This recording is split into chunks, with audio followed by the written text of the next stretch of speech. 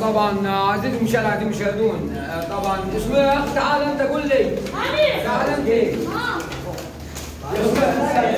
طبعا احنا اول مره جلست نص وقاعد 10 بس مستعجل اول مره في الصعيد من بني سويف الاخوان اول مره يشوف ايه ستيل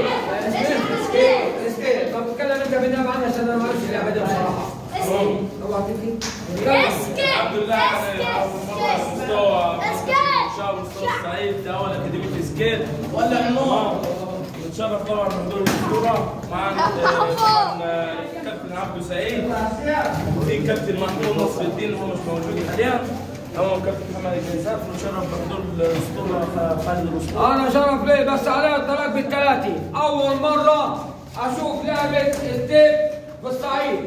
انا بصراحه اول مره اشوف لعبه ستيب اسمها ستيب سكيت اول مره بصراحه.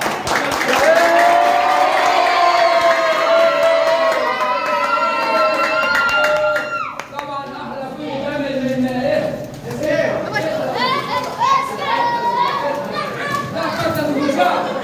لا السكيت وصل وصل مركز المنشاه. تحيا مصر! تحيا مصر! ربنا يخليك لنا يا رب!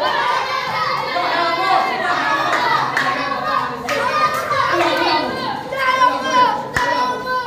مصر يا اخوانا مصر من دون الله عارفين السنه الجديده 2024 سنه 2024 هتتفائلوا خير هتتفائلوا خير الشباب اللي قال الإضاعة دي هتتفائلوا الخير السنه دي. طلعت برا بجوار جامع الخولي عندي الشيخ معني فضالي الشيخ معني سكيت للاطفال والشباب والرجال. يلا سكر يلا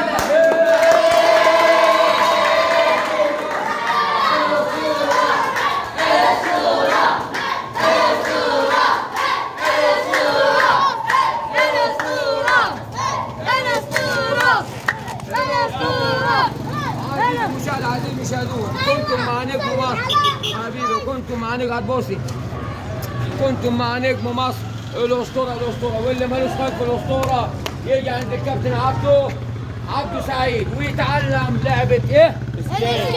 سكيت. كنتم مع نجم مصر الاسطوره واللي مالوش على الطلاق بالثلاثه اللي مالوش خلف الاسطوره مالوش خلف مصر. تحيا مصر! تحيا مصر!